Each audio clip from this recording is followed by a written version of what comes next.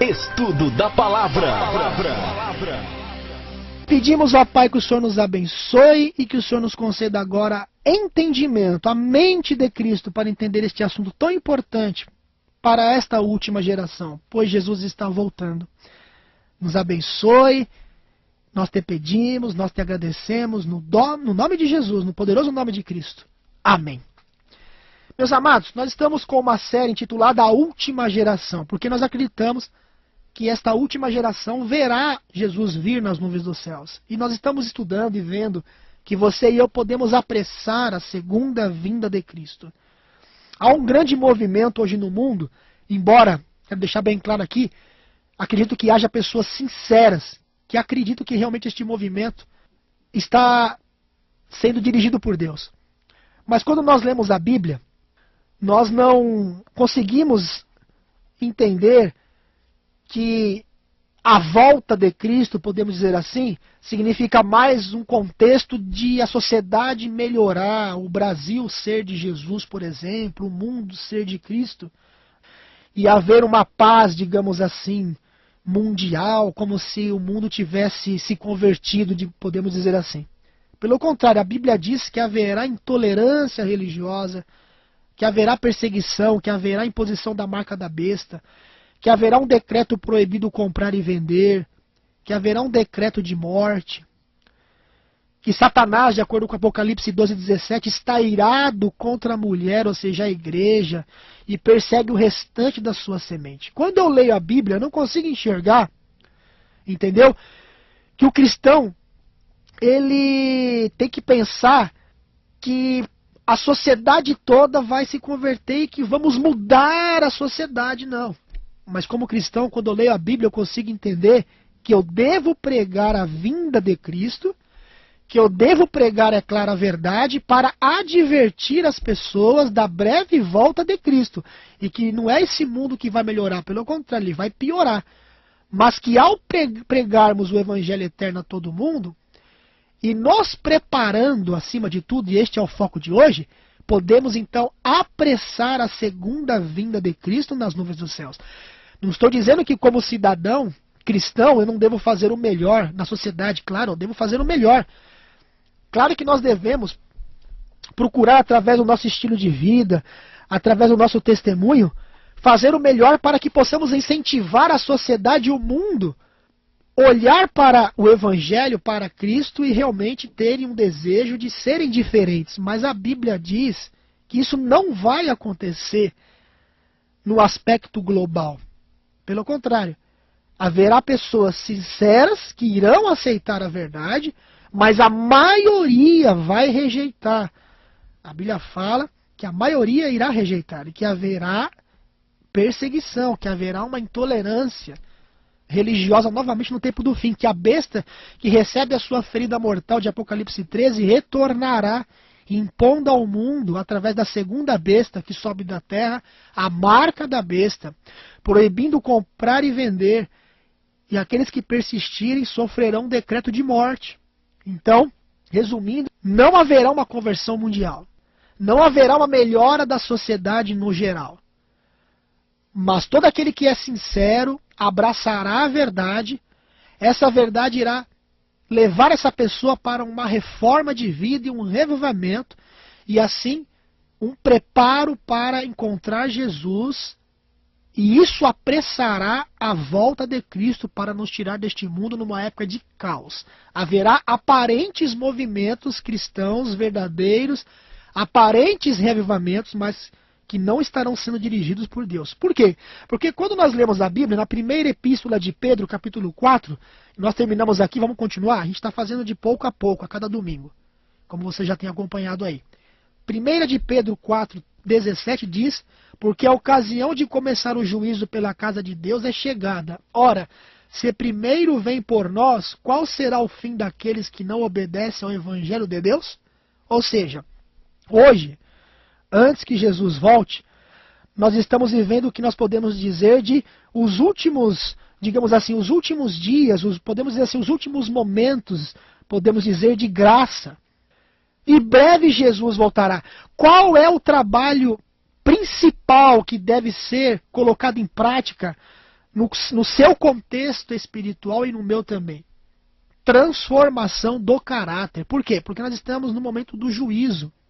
Ou seja, se o juízo começa por mim e por você, que temos o nome escrito no livro da vida, significa que em breve o seu caso, e isso é uma coisa lógica, não é? Significa que o seu caso e o meu caso em breve estará decidido para sempre. Ou para a vida eterna ou para a morte eterna. Lá em Apocalipse, inclusive, Apocalipse 22, é um texto que nós lemos também semana passada, diz claramente que haverá um momento em que todos os casos estarão decididos para a vida ou para a perdição eterna. Apocalipse 22, verso 11 e 12 diz: continue o injusto fazendo injustiça, continue o imundo ainda sendo imundo, o justo continue na prática da justiça, e o santo continue a santificar-se. Eis que venho sem demora, e comigo está o galardão que tenho, para retribuir, olha aqui, ó, haverá tido um juízo no céu.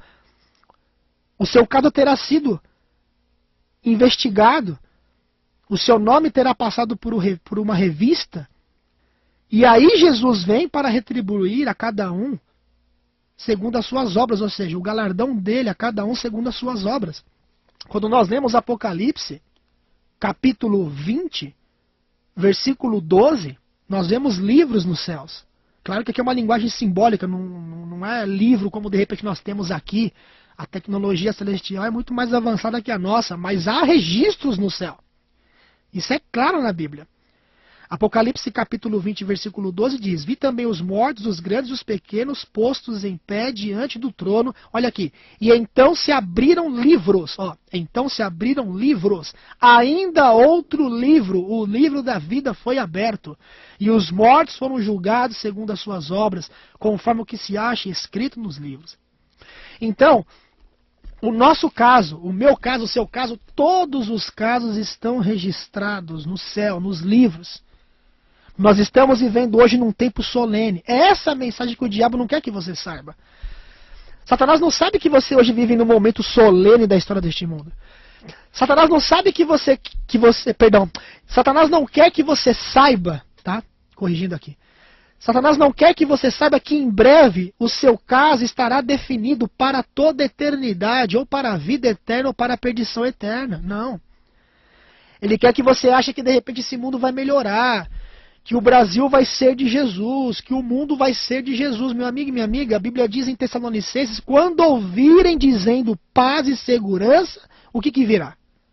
Destruição. Apocalipse capítulo 12, 17, irou-se o dragão contra a mulher e foi fazer guerra aos restantes da sua semente, os que guardam os mandamentos de Deus e têm o testemunho de Jesus.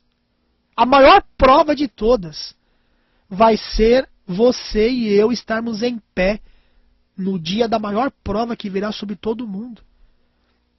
Por quê? Porque através do estudo da última geração, nós temos estudado que você e eu somos chamados para ser cristãos. Em que sentido? Para termos muito dinheiro, porque Deus nos honrou, Deus nos abençoou, e Deus fez acontecer isso, e fez acontecer aquilo, e que você não é mais cauda, mas sim cabeça. É verdade, né? Nós devemos ser cabeça mesmo e não cauda, mas qual o contexto que isso tudo hoje é aplicado? É no contexto de caráter, porque a única coisa que vamos levar daqui para o céu é o caráter.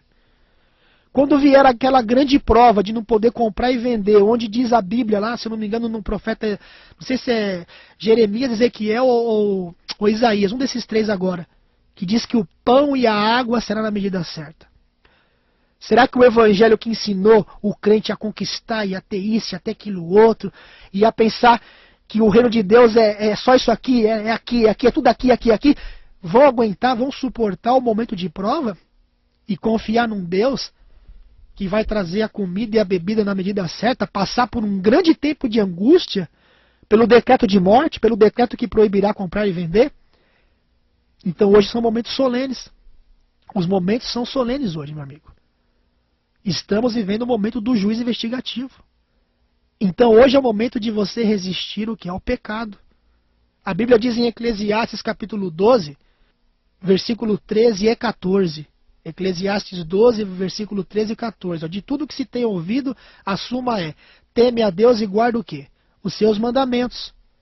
Porque isto é o dever de todo homem. Não é só apenas de uma igreja aqui, de uma igreja ali, de um homem aqui, um homem lá. Todo homem, todo ser humano. Olha o 14. Porque Deus há de trazer a juízo todas as obras, até as que estão, escondidas, quer sejam boas e quer sejam o quê? Más. Então, o evangelho eterno é o evangelho que ensina que a igreja precisa vencer por completo o pecado nesta geração. Por isso que o tema desta série que eu estou fazendo, não vou terminar hoje, mas vou continuar a cada domingo até terminar. É a última geração. Por quê? Porque você e eu somos chamados para provar, pela fé, claro, através da graça de Cristo, unido a Ele como Ele foi unido ao Pai, provar para todo o universo que Satanás é mentiroso ao iniciar uma controvérsia com Cristo no céu de que Jesus é injusto e que sua lei é injusta e que é impossível guardar a sua lei. O que Satanás faz? Ele não faz a pessoa cair em pecado? A Bíblia não diz que o pecado é a transgressão da lei? Então a última geração, ela vence o pecado. A última geração, ela apressa a volta de Jesus, não através de um falso revivamento, achando que o mundo está se convertendo, mas na verdade estamos vendo muita presunção, porque o pessoal que diz que está se convertendo ainda não venceu muita coisa aí. Estão se alimentando de qualquer jeito, estão bebendo o que quiser, estão fumando, estão no adultério, não estão respeitando a modéstia cristã, as músicas estão misturadas com estilos mundanos, é uma verdadeira Babilônia que nós estamos vivendo hoje. Este falso revivamento não está preparando a igreja para a atmosfera celestial. Meu amigo e minha amiga, Deus ele quer nesta última geração fazer com que você prove para o universo que é possível obedecer a Deus em tudo. Que é possível você obedecer a Deus na modéstia cristã, na temperança, naquilo que você come, naquilo que você bebe, na maneira que você se comporta perante a sociedade, aquilo que você fala, aquilo que você vê, aquilo que você ouve, fazer a diferença, mas nós estamos fazendo realmente a diferença? Pensa, meu amigo, pensa na atmosfera celestial, pensa as músicas que são tocadas no céu. As músicas de hoje são músicas realmente que nos elevam à atmosfera celestial. São músicas que são de repente tocadas lá no céu, entre os anjos, diante de Deus. A maneira da gente se vestir é a maneira que acontece lá no céu. Aquilo que a gente anda comendo, bebendo, é aquilo que a gente vai comer e beber no céu. Se você não consegue vencer as tendências herdadas, isso vale para mim também, que temos para o pecado, alguns são na temperança, alguns são na questão da modéstia, alguns são na questão da música, alguns são na questão do temperamento. Se nós não conseguimos colocar essas coisas sob o domínio da vontade de Deus para que sejam eliminadas do nosso caráter nesta última geração, como é que nós vamos estar, meu amigo e minha amiga, na presença de um Deus santo, sem nenhum intercessor, porque como nós lemos em Apocalipse, haverá um tempo em que o que é injusto continuará sendo injusto, o que foi justo continuará sendo justo, não haverá mais intercessor. Todos os casos estarão decididos para a vida eterna ou para a morte eterna. A última geração terá que atingir a mesma experiência que Enoque atingiu antes de ser arrebatado. Você conhece a história de Enoque? O que diz a Bíblia lá? Enoque andou com Deus e já não era porque Deus o quê? O tomou. Enoque é o exemplo do que Deus terá nessa última geração através da sua igreja e do verdadeiro movimento de Deus. Não de um falso movimento que Satanás vai levantar para confundir e todo mundo achar que é o grande reavivamento, que é o grande poder de Deus. Se Deus colocasse você hoje no céu para viver na atmosfera celestial, seja sincero com você mesmo, você sabe. Lá no seu íntimo você sabe. As músicas, os programas de televisão, o estilo de se vestir, de comer, de beber, de falar, de agir, fala a verdade, se encaixariam com a atmosfera celestial? Claro, pegando a Bíblia em todo o seu contexto, né? Porque eu posso usar a Bíblia para defender uma coisa, mas torcendo as Escrituras, até porque o próprio diabo citou as Escrituras para Jesus. Eu posso dizer que lá na atmosfera celestial pode ter isso, pode ter aquilo outro, usando a própria Bíblia. Mas quando eu analiso o contexto, eu vejo que não é bem assim.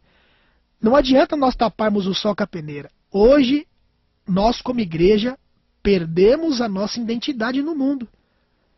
E esta igreja não está preparada para viver à vista de um Deus santo sem intercessor, meu amigo e minha amiga. A igreja precisa retornar à sua identidade.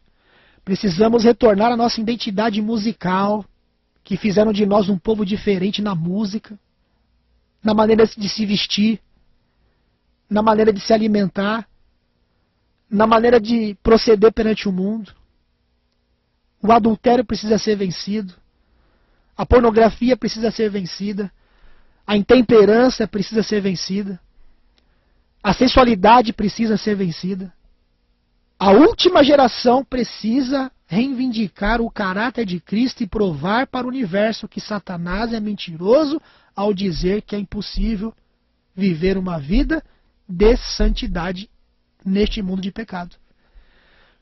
Quando as pragas estiverem caindo sobre a face da terra, aqueles que não tiverem vencido as tendências herdadas e cultivadas para o mal, receberão as pragas e não poderão viver na presença de um Deus santo. Tome muito cuidado, meu amigo e minha amiga. Nós estamos vivendo hoje num mundo de muita confusão religiosa. Cuidado para você achar que o grande poder de Deus está atuando no mundo, quando na verdade possa ser um grande falso revivamento. Agora, quando a gente vê realmente a igreja vencer o pecado, voltar à sua identidade, começar a fazer a diferença realmente no mundo. Primeiro, que haverá um grande ódio, porque aí virá a perseguição. Segundo, que os sinceros terão então tomado a sua posição e apressado a volta de Jesus, e aí Jesus então virá. Esse é o meu recado para você hoje. Em breve o seu nome será passado lá em revista no juízo, hein? Que você possa fazer um autoexame da sua vida todo dia, para que quando for chamado o seu nome lá no céu, você possa ter se arrependido e confessado o pecado pelo nome. Eu vou falar disso semana que vem. Como confessar os pecados. De que forma? E quando você for pedir perdão do seu pecado, você se arrependeu, você reconhece, pai, eu preciso voltar ao primeiro amor, eu preciso voltar à verdadeira identidade de um cristão. Eu quero fazer a diferença no mundo, ó pai, eu quero apressar a tua vinda. Quando você reconhece isso, coloca as suas fraquezas sob o domínio da vontade de Deus, Jesus, aquele que tomou a sua natureza humana e não pecou, lá no céu ele levanta a mão e diz assim, pai, este eu conheço porque está gravado nas palmas da minha mão. Amém? Vamos orar.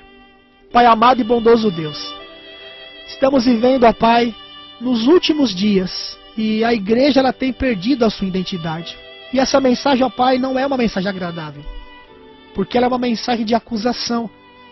Não é uma mensagem que diz, olha, está tudo bem, quando na verdade não está tudo bem. Por ser uma mensagem de acusação e repreensão, porque o Senhor diz que repreende todos quantos ama, ela vem na contramão do que vemos hoje. Mas sabemos que há aqueles sinceros que realmente querem a mudança. E nesta última geração, de um mundo caótico que vivemos, querem viver uma vida irrepreensível, como Jesus viveu, provando para nós que é possível, através da graça dele agindo em nós, e nós unidos a ele como ele foi unido ao Pai, e vencendo como ele também venceu. Nos dê forças, ó Pai. Nem sempre o que pedimos é o melhor para nós. Portanto, confiamos em Ti, todos os nossos problemas, sabendo que o Senhor fará o melhor. Em nome de Jesus. Amém.